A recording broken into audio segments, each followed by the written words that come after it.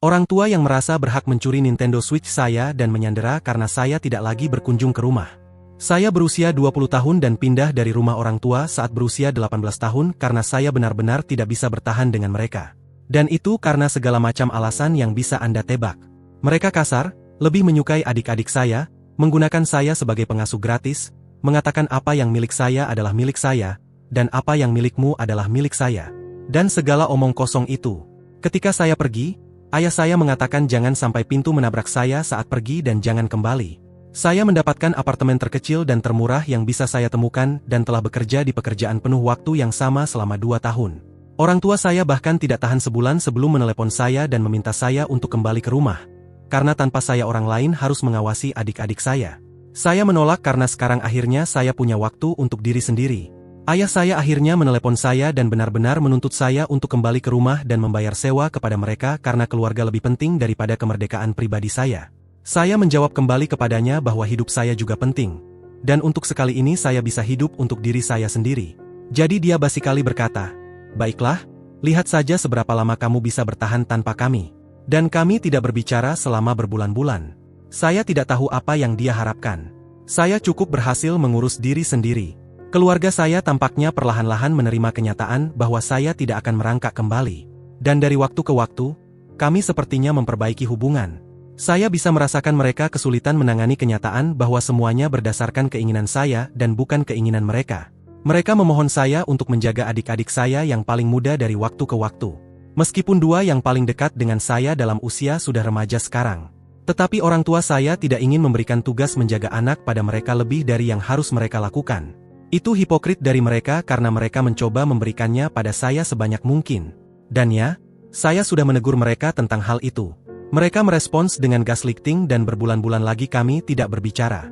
Dan sekali lagi mereka yang merangkak kembali kepada saya untuk meminta bantuan. Tidak lama kemudian saya membeli Nintendo Switch bekas untuk diri saya sendiri. Meskipun hanya mampu membeli 1 game untuk itu saat ini. Yang merupakan Mario Kart. Saya mendapatkannya dalam paket dengan konsol dengan harga bagus. Ibuku datang pada hari Sabtu dan meminta saya untuk menjaga 2 adik saya yang paling muda untuk sementara waktu. Dia basikali mendorong mereka masuk ke dalam pintu dan lari. Dan saya terjebak dengan 2 anak yang cerewet sepanjang hari di apartemen kecil saya. Ibuku tidak kembali sampai setelah jam 9 malam. Dan itu karena saya memanggilnya dan memintanya untuk menjemput anak-anak. Dan dia benar-benar tidak suka bahwa saya memotong waktunya. Saya mengatakan bahwa kecuali dia ingin membayar saya tidak akan lagi menjaga adik-adik saya sepanjang hari. Dan lain kali saya bahkan tidak akan membuka pintu dan saya akan memanggil polisi jika dia hanya meninggalkan mereka di luar. Keesokan paginya saya menyadari bahwa saya tidak bisa menemukan Switch saya dimanapun. Jadi saya menelepon orang tua saya. Dan seperti yang saya kira, salah satu saudara saya mengambilnya. Saya mengatakan bahwa saya akan segera datang untuk mengambilnya. Tapi ibu saya mengatakan itu bisa menunggu karena adik saya yang paling muda sedang bermain game dengannya. Dan dia tidak memiliki hati untuk mengambilnya. Saya mengatakan itu diambil tanpa izin saya. Dan saya akan mengambilnya kembali. Saya naik sepeda dan menuju ke sana dan saat saya tiba, saudara saya menangis karena baterai Switch telah habis dan mereka tidak memiliki charger. Saya katakan kepada mereka untuk mengembalikannya. Tapi ayah saya mengambilnya dan mengatakan bahwa saya bisa mendapatkannya kembali ketika saya setuju untuk mulai membantu adik-adik saya lebih banyak. Saya mengatakan kepadanya bahwa jika begitu caranya dia ingin memainkan ini, saya akan melibatkan polisi. Dan tidak, saya tidak mengancam. Dia bertahan dan bersikeras bahwa saya tidak akan melakukannya. Sampai saya mengeluarkan telepon saya dan mulai menelepon. Ibuku berteriak tunggu. Dan dengan tergesa-gesa mengambil kembali Switch saya dari ayah saya. Dia menyebutnya pengkhianat dan menuntut agar dia mengembalikannya kepadanya daripada kepada saya. Tapi dia mengatakan itu tidak layak untuk memanggil polisi pada mereka. Sebelum pergi saya memberitahu mereka bahwa jika hal ini terjadi lagi, saya akan memanggil polisi terlebih dahulu. Dan jika mereka sangat ingin Switch untuk adik-adik saya, mereka bisa mendapatkannya sendiri. Ayah saya berteriak bahwa saya tidak bisa menghina dia seperti itu.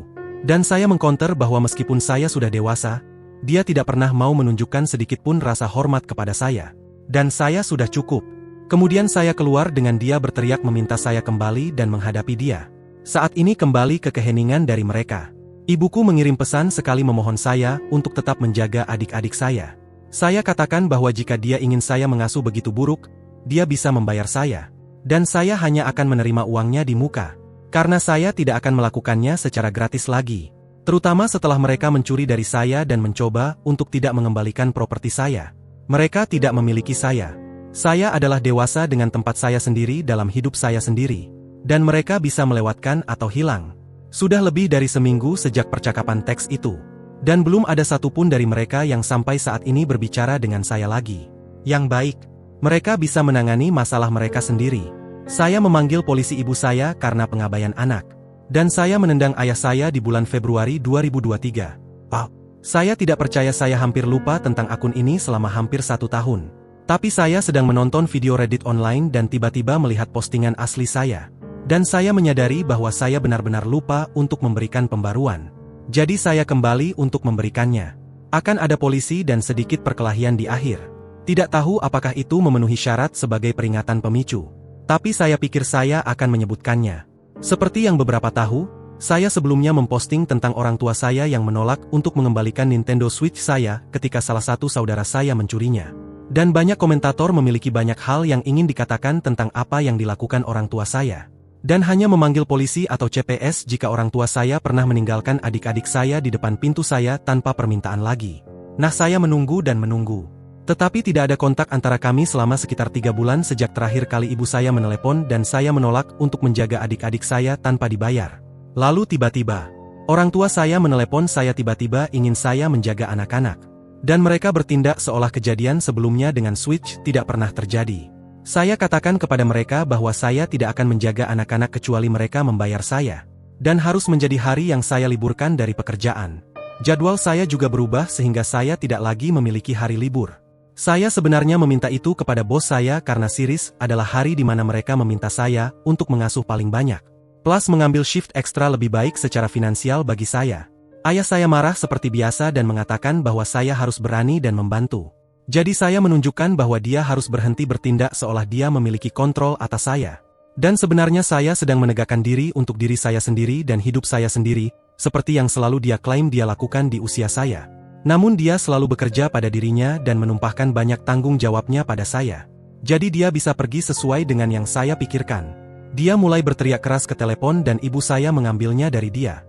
Saya katakan bahwa saya hanya bisa mengasuh hari Minggu karena itu adalah satu-satunya hari libur saya. Dan saya hanya akan melakukannya jika mereka membayar saya $30 dan termasuk makan siang, makan malam, dan camilan siap saji untuk adik-adik saya. Karena saya tidak akan membuang uang saya untuk memberi makan mereka. Itu bukan tugas saya. Dan jika mereka mengambil sesuatu dariku, seperti ketika Nintendo Switch saya dicuri sebelumnya, saya akan melibatkan polisi untuk mendapatkannya kembali. Saya menyimpan struk saat membelinya, dan mendokumentasikan nomor seri sehingga saya tidak akan kesulitan membuktikan kepada polisi bahwa itu milik saya. Mode BTCH ibuku menyala dan dia mulai mengucapkan sumpah serupa pelaut yang baru saja patah giginya padaku. Saya biarkan dia marah sambil hampir tidak menghiraukan telepon sampai dia menyadari bahwa saya tidak merespons dan mulai menuntut saya mengatakan sesuatu. Jadi saya bilang bahwa dia dan ayah memiliki kondisi saya. Hanya hari Minggu, $30 dan makanan kemasan. Atau mereka bisa pergi. Ada momen keheningan di telepon. Dan kemudian ibuku kembali marah padaku dan mengatakan bahwa saudara-saudara muda saya yang berusia 14 dan 15 tahun harus ikut membantu karena saya tidak membantu lagi. Dan mereka butuh istirahat. Saya tertawa dan berkata, "Oh, seperti bagaimana kalian memberi saya istirahat?" Seperti tidak pernah. Ibu saya mencoba mengatakan bahwa itu berbeda. Dan itu karena saya adalah anak tertua. Saya bilang itu tidak berbeda. Mereka membuat saya seperti orang tua dan saya kehilangan sebagian besar masa kecil saya karena itu. Dan sekarang saya menjalani hidup saya sendiri tanpa mereka. Dan mereka adalah para munafik untuk bertindak seolah saya harus ikut campur lagi ketika saya tidak tinggal di sana lagi. Dan mereka memiliki 2 remaja di rumah yang bisa melakukan semua yang biasa saya lakukan. Ibuku beralih ke mode korban dan mulai mengatakan bahwa saudara-saudara remajaku memberontak dan tidak mendengarkan mereka. Saya bilang bahwa keluhan mereka bukanlah masalah saya. Mereka perlu mencari perawatan anak alternatif. Saya terlalu sibuk dengan menjalani hidup. Ayahku kembali ke telepon dan mulai berteriak padaku lebih keras. Saya hanya tertawa padanya dan bilang dia hanya mengeluarkan angin, dan bahwa dia hanya berbicara, tapi sebenarnya tidak mengatakan apa-apa. Ibuku mengambil kembali telepon dan memohon padaku sekali lagi. Saya mengulangi hanya pada hari Minggu dengan makanan kemasan dan $30. Dan saya tidak akan ragu sama sekali untuk menghubungi polisi jika ada ancaman atau barang-barang saya dicuri. Saya mendengar orang tua saya mulai berteriak-teriak satu sama lain dengan keras tentang apa yang harus dilakukan. Jadi saya bilang mereka bisa menyelesaikannya dan menghubungi saya nanti. Lalu saya menutup telepon. Kembali menjadi hening selama beberapa saat. Kemudian satu pagi Sabtu beberapa minggu kemudian saya bersiap-siap untuk bekerja ketika tiba-tiba ada ketukan keras dan cepat di pintu saya. Jenis ketukan di mana Anda tahu mereka melakukannya dengan kedua tangan. Ibuku telah melakukannya selama bertahun-tahun sebagai ciri ketukan untuk memberitahu saya bahwa dia ada di sana. Dan dia tahu bahwa saya sangat mengenal suaranya. Ketukan tersebut diikuti oleh suara yang terdengar seperti seseorang berlari dengan keras di lorong.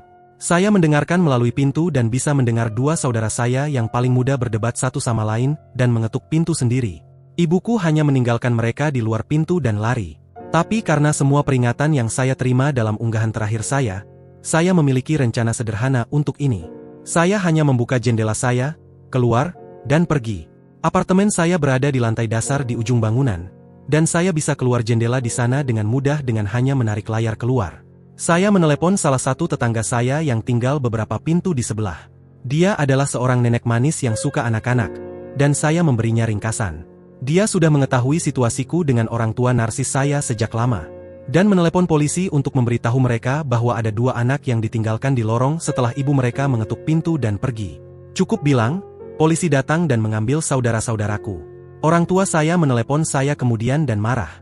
Saya berpura-pura tidak tahu apa yang membuat mereka begitu marah. Ibuku sepenuhnya mengakui bahwa dia meninggalkan dua saudara saya yang paling muda di pintu saya untuk saya jaga dan lari. Saya bertanya apakah dia meninggalkan mereka tanpa ada yang menjawab pintu. Karena saya sudah keluar karena harus bekerja di hari Sabtu. Ibuku saya tiba-tiba menjadi sangat hening selama beberapa detik, lalu berteriak bagaimana saya seharusnya tahu itu. Saya membantah bahwa ini semua kesalahannya. Dan dia benar-benar meninggalkan anak-anaknya di pintu saya dengan harapan mungkin saya ada di rumah. Pada hari yang sudah saya katakan beberapa kali bahwa saya bekerja. Seperti dia mencoba memaksa saya untuk melewatkan shift dengan mencoba memberikan saya tidak ada pilihan selain menjaga mereka. Dia mulai memberi alasan. Tapi saya bilang apa yang dia lakukan tidak dapat dimaafkan dan tidak dewasa. Akhirnya dia menangis. Dan saya biarkan itu terjadi untuk sementara sebelum bertanya apakah dia sudah selesai. Dia kembali ke mode BTCH dan berteriak padaku bahwa polisi menuduhnya melakukan pembuangan anak. Saya bilang itu sebenarnya bukan salah saya karena dia meninggalkan anak-anak di lorong. Lalu saya bilang saya juga akan menelepon polisi padanya jika saya ada di rumah. Dan dia menolak untuk kembali mengambil anak-anak, karena saya sudah memberitahu mereka sebelumnya bahwa saya bekerja di hari Sabtu sekarang. Jadi saya menolak untuk terjebak mengasuh anak lagi. Sisa panggilan itu adalah beberapa pertengkaran yang tidak berguna di pihaknya, dan tidak benar-benar menuju kemanapun. Ibu saya entah bagaimana berhasil lolos hanya dengan teguran dan denda karena dia entah bagaimana meyakinkan polisi bahwa dia sejujurnya mengira saya berada di rumah dan akan mengasuh. Atau begitulah adik saya berikutnya berkata saat dia mengirim pesan padaku.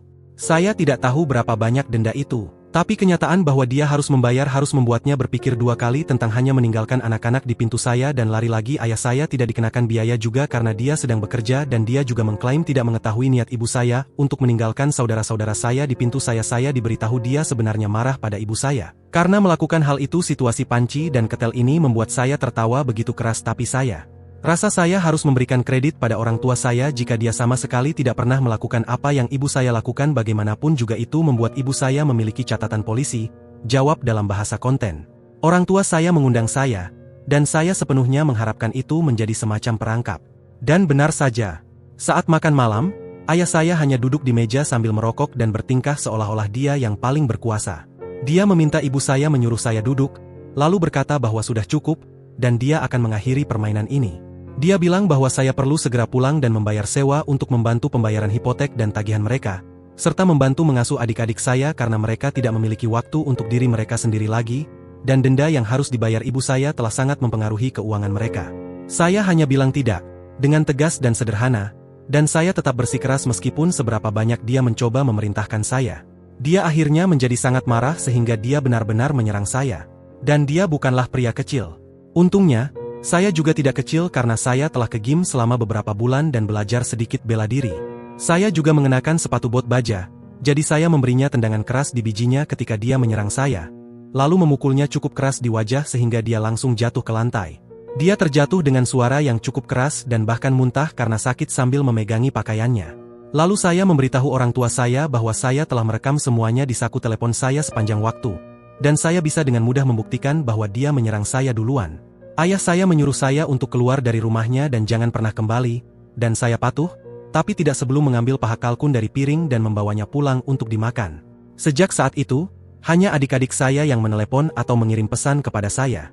Mereka bilang bahwa saya pergi dengan gagahnya, dan sekarang ada lelucon di rumah tentang biji dadaku yang terluka. Saya menghabiskan Natal dengan keluarga teman, dan saya mendapat undangan tetap untuk datang kembali untuk hari libur lainnya. Ibuku hamil, dan orang tua saya menyalahkan saya atas kehilangan bayi pada tanggal 18 Maret 2023. Nah, sekarang saya tahu mengapa orang tua saya mencoba memaksa saya untuk pindah kembali pada Thanksgiving. Ibu saya hamil dengan anak ke-6, dan saya baru saja mengetahuinya. Untuk memulai segalanya, salah satu adik saya menemukan akun Reddit saya tidak lama setelah posting terakhir saya. Dan mereka menunjukkannya kepada orang tua kami, yang pada gilirannya muncul di apartemen saya sambil berteriak-teriak kepada saya tentang bagaimana saya telah membuat mereka tertangkap dan membuat dunia mengira mereka adalah orang tua yang buruk. Yah, mereka memang buruk. Saya menegur mereka sambil berdiri di ambang pintu saya tentang semua hal buruk yang mereka lakukan. Mulai dari meninggalkan adik-adik saya di depan pintu saya pada hari mereka tahu saya bekerja. Itu adalah tindakan buruk dalam segala cara yang Anda lihat. Dan tidak ada artinya saya membuat mereka tertangkap. Karena selain itu, saya pasti akan menelepon polisi pada ibu saya ketika dia meninggalkan anak-anak di depan pintu saya. Dan pada akhirnya itu tidak akan membuat perbedaan apapun. Ayah saya terlihat siap mengangkat tinju ke arah saya. Dan saya bilang bahwa tindakan itu sendiri membuktikan bahwa mereka adalah orang tua yang buruk. Dan saya menyatakan bahwa jika dia mencoba menghajar saya, hasilnya akan sama seperti terakhir. Dan saya pikir bijinya tidak akan tahan terkena pukulan dari sepatu bot saya lagi. Dan ya, saya mengenakannya. Ayah terlihat merasa sakit dan mengencangkan kakinya ketika membayangkan apa yang saya lakukan padanya terakhir kali. Jadi akhirnya dia pergi dan menarik ibu saya keluar dengan tangannya. Dan dia berteriak kembali sebelum meninggalkan lorong bahwa dia mengharapkan saya untuk membayar mereka kembali untuk denda yang harus mereka bayar karena penelantaran anak karena semuanya adalah kesalahan saya. Saya bilang kepada mereka untuk pergi dan bahwa saya tidak berhutang apapun kepada mereka. Mereka tidak berkata apa-apa. Baru-baru ini saya mendapat berita buruk. Ibu saya hamil sekitar 6 bulan, dan dia kehilangan bayi setelah jatuh parah di rumah saat dia tergelincir di tangga basah dan jatuh dengan muka terhimpit kerikil. Jujurlah, saya tidak bisa tahu bahwa dia hamil selama saya melihatnya sebelum kejadian itu. Dia sedikit gemuk, dan selalu canggung. Tapi tidak gemuk. Cukup untuk membuat Anda benar-benar tidak bisa tahu jika dia hamil atau tidak. Itu menyedihkan. Dan ini adalah keguguran pertamanya. Jadi dia benar-benar ingin menyalahkan seseorang. Dan orang itu harus saya di matanya. Karena saya telah menghancurkan keluarga dengan tidak membantu. Dan dengan menghabiskan begitu banyak uang. Dia dan ayah datang lagi ke apartemen saya dengan dia menggunakan kruk. Hanya untuk bilang bahwa semua itu adalah kesalahan saya dia kehilangan bayi. Karena saya menolak pulang dan membantu ketika mereka membutuhkan saya. Ini berubah menjadi perdebatan besar di mana saya menegur mereka tentang bagaimana mereka hanya mencari pengasuh gratis dan mencari kesalahan pada saya atas sesuatu yang bukan kesalahan saya. Bukan salah saya jika mereka hamil lagi ketika ibu berusia 44 tahun. Dan bukan salah saya jika itu terjadi juga. Salahkanlah pada teras tua dan busuk yang tidak pernah diperbaiki atau diganti oleh ayah yang terlalu pelit. Ayah saya menyerang saya lagi ketika saya mengatakan itu dan saya mendapat pukulan keras dari dia. Dan akhirnya saya mengalahkannya sekali lagi. Saya tidak pernah benar-benar berhenti berolahraga di gym. Dan saya bahkan lebih kuat daripada ketika saya menjatuhkannya pada Thanksgiving tahun lalu. Dia tidak punya kesempatan. Saya kehilangan kendali karena marah. Dan akhirnya saya mematahkan hidungnya dan menghancurkan 2 gigi depannya sebelum teriakan ibu saya membuat saya berhenti. Berakhir dengan saya ditangkap. Sementara ayah saya harus dibawa ke rumah sakit. Untungnya lorong-lorong dari kompleks apartemen saya memiliki CCTV. Dan saya memiliki kamera ponsel saya menyala di belakang saya di apartemen saya juga yang saya mulai merekam saat orang tua saya mengetuk. Rekaman itu dengan mudah menunjukkan bahwa ayah saya menyerang saya duluan, dan saya membela diri. Saya secara prinsip bersih karena itu dianggap sebagai tindakan pembelaan diri. Tapi sekarang orang tua saya ingin menggugat saya untuk tagihan medis ayah dan denda yang harus mereka bayar sebelumnya. Ayah tidak bisa bekerja untuk sementara karena pukulan yang saya berikan padanya. Dia harus memakai penyangga leher karena hidungnya patah. Matanya memar, 2 gigi depannya hilang, dan siapa yang tahu apa lagi. Jenggotnya juga harus dicukur, yang juga membuatnya sangat tidak senang. Dia sudah mati bagi saya sebelum ini. Jadi saya kira ini membuatnya menjadi mati 2 kali bagi saya. Dan sedikit kekuasaan yang pernah dia pikirkan sebagai ayah saya sudah hilang. Dan saya secara fisik jauh lebih kuat darinya. Dan segera saya akan memulai pekerjaan baru yang membayar jauh lebih baik berkat semua kerja keras saya selama beberapa bulan terakhir. Dan mungkin dengan beberapa tahun tabungan, saya akan mendapatkan tempat tinggal yang jauh lebih baik. Kakak tertua saya menelepon saya untuk mengatakan bahwa saya adalah pahlawan mereka karena telah mengalahkan ayah. Dan bahwa mereka berencana untuk pergi seperti yang saya lakukan ketika mereka berusia 18 tahun. Tetapi adik saya setelah mereka yang menemukan posting Reddit saya setelah mendengarnya di YouTube. Dan itu membuat orang tua saya mengetahuinya karena ibu saya mendengar mereka berbicara tentang hal itu, dan membuat mereka menunjukkan postingan saya padanya. Mereka mengatakan bahwa dia marah dan mulai merusak barang. Saudara-saudara saya telah meminta maaf bahwa mereka membiarkan ibu dan ayah mengetahui. Dan bahwa mereka tidak akan pernah mengatakan apa-apa jika mereka tahu ibu sedang mendengarkan. Keduanya juga mengatakan bahwa mereka senang tidak akan ada bayi lain meskipun mereka sudah harus melakukan banyak perawatan anak untuk orang tua saya sekarang. Dan mereka membencinya. Mereka mengakui bahwa mereka menyalahkan saya karena pergi pada awalnya juga. Tapi mereka menyadari bahwa saat Anda menjadi dewasa, Anda berhak mengambil jalan Anda sendiri. Masih belum jelas apakah orang tua saya benar-benar akan mencoba untuk menuntut saya. Tapi saya pikir saya bisa dengan aman mengatakan bahwa itu akan menjadi kerugian bagi mereka jika mereka melakukannya. Salah satu paman teman saya adalah seorang pengacara dan mengatakan dia akan mewakili saya jika orang tua saya memutuskan untuk menuntut.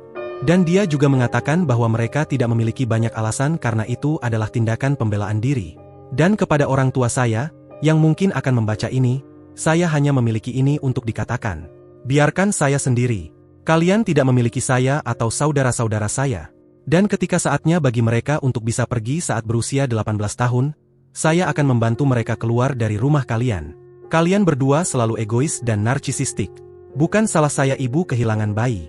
Dan bukan salah saya kamu kesulitan tanpa saya di rumah untuk menjadi pengasuh gratismu. Pertimbangkan hidung patah dan gigi yang hilang adalah alasan bagus untuk tidak pernah menyentuh saya lagi. Dan jangan lupakan bahwa saya hanya memberitahu sebagian kecil dari omong kosong yang terjadi dalam hidup saya berkat kalian di sini. Jika saya mau, saya bisa memposting cerita demi cerita tentang omong kosong yang terjadi dalam masa kecil saya. Tapi itu tidak akan membawa kepuasan bagi saya. Jadi biarkan saya sendiri. Saya menghadapi orang tua saya untuk mencari kebenaran. Dan ayah saya menghadapi saya dengan pisau pada 21 Maret 2023. Rasanya agak norak untuk memposting lagi begitu cepat. Dalam posting terakhir saya menyebutkan bahwa ibu saya keguguran dalam kehamilannya setelah jatuh buruk. Ada sesuatu yang tidak beres tentang informasi yang saya terima setelah semua komentar yang saya terima tentang hal itu. Jadi saya memutuskan satu-satunya cara yang akan saya dapatkan kebenaran adalah pergi langsung ke sumbernya. Jadi saya pergi untuk melihat orang tua saya pada hari Minggu. Mereka berdua di rumah dan istirahat. Mereka berdua terlihat seperti neraka juga. Ibu saya selain butuh kruk untuk berjalan lebih dari beberapa langkah, memiliki banyak tanda dan perban di wajahnya dari jatuh itu. Dan ayah saya, nah lihat deskripsi setelah pukulannya yang saya berikan padanya dalam posting terakhir saya untuk melihat bagaimana penampilannya. Orang tua saya sangat terkejut saya muncul. Dan saya menuntut untuk mengetahui apakah benar ada bayi. Atau apakah itu semua hanya rencana setengah hati untuk menyalahkan saya karena tidak pulang. Ayah saya mengatakan bahwa saya sangat berani muncul dan hanya membiarkan diri masuk setelah apa yang terjadi. Tapi ibu saya hancur menangis dan mengatakan bahwa dia benar-benar hamil. Dia melompat ke kamar dan mengambil sebuah tempayan kecil tapi agak berhiaskan. Dan itu berisi abu di dalamnya. Saya bahkan memeriksa apakah mereka terlihat atau berbau seperti abu dari rokok atau barbecue atau sesuatu. Tapi mereka tidak berbau seperti itu. Bahkan, saya hampir tidak mencium apapun sama sekali. Saya bertanya mengapa mereka membawa pulang tempayan tersebut mengklaim abu berada di dalamnya sebelumnya. Saya memeriksa online dan dikatakan 7 hingga 10 hari setidaknya untuk mendapatkan abu kembali. Dan ibu saya di rumah sakit tidak lebih dari 5 hari. Ibu saya mengatakan mereka membeli tempayan tersebut secara online. Dan berharap bisa mendapatkan abu bayi ketika mereka pergi ke krematorium. Dan sangat sedih mereka tidak bisa membawa pulang bayi itu belum. Jadi mereka hanya menunggu sampai mereka bisa mendapatkan abu beberapa hari kemudian. Dan kemudian pergi keluar untuk minum-minum. Ibu mengklaim krematorium melakukan sesuatu dengan cepat karena dia membungkusnya. Ada air mata yang tulus di matanya. Saya sudah melihat air mata buaya dia berkali-kali. Tapi ini tidak terlihat seperti itu. Saya mendapatkan informasi lebih lanjut tentang apa yang terjadi tentang bagaimana ibu saya jatuh. Dia terlambat bertemu dengan dokternya. Seorang obgyn atau apapun mereka menyebutnya. Ibu menjelaskan bahwa dia terlambat bangun dari tidur siang dan berusaha buru-buru keluar untuk membuat janji temu. Kemudian tergelincir di atas mainan saat mencoba turun tangga. Pagar pengaman untuk beranda itu sudah lapuk dan patah sekitar 2 tahun yang lalu, dan ayah tidak pernah memperbaikinya atau menggantinya. Jadi ibu saya tidak punya apa-apa untuk dipegang untuk menghentikan jatuhan. Dan dia terjatuh langsung dari beranda dan mendarat di wajah dan kemudian perut ke tanah. Dia bahkan menunjukkan tanda-tanda di seluruh perutnya dari mana dia mendarat. Dia bilang bayi itu akan menjadi seorang anak laki-laki lagi. Saya memiliki 2 saudara laki-laki dan 2 saudara perempuan, dan akan ada 1 saudara laki-laki lagi. Kemudian ibu mengatakan bahwa seorang dokter memperingatkannya untuk tidak pernah mencoba memiliki bayi lagi. Karena tubuhnya mungkin tidak bisa menanganinya lagi karena usianya dan cedera sebelumnya. Saya agak yakin itulah kasusnya setelah beberapa orang mengirimkan pesan kepada saya tentang hal itu. Tapi itu tidak membuatnya lebih mudah untuk didengar secara langsung.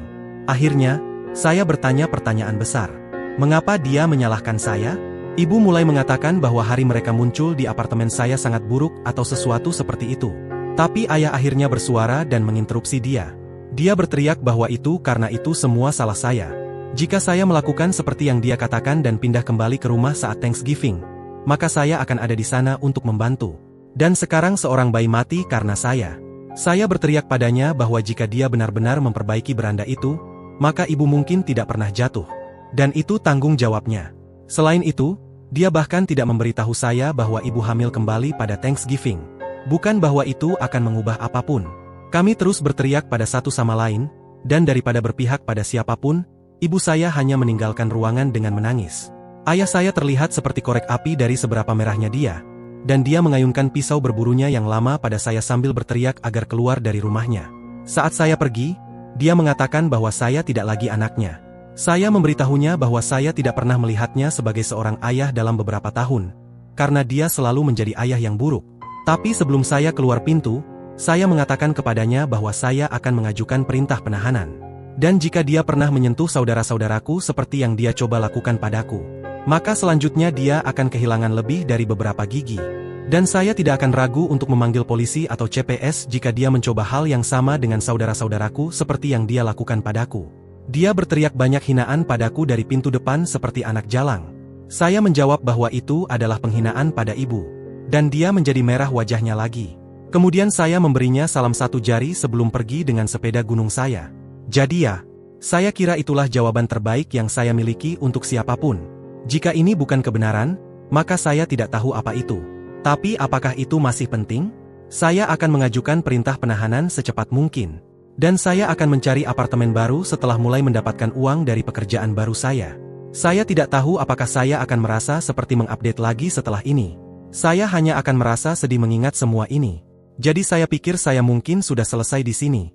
Kecuali orang tua saya memutuskan untuk melakukan hal buruk kepada saudara-saudaraku. Tapi semoga saya telah menyampaikan maksud saya kepada mereka. Saya sudah mengalahkan ayah 2 kali. 2 kali, dan dia masih terlihat agak takut pada saya sambil memegang pisau itu. Rasanya seperti dia melihat monster. Mungkin saya seperti monster di matanya. Tapi jika saya menjadi monster baginya berarti dia tidak pernah menyakiti saudara-saudaraku, maka itu baik. Saya akan menjadi monster itu. Sayonara semuanya.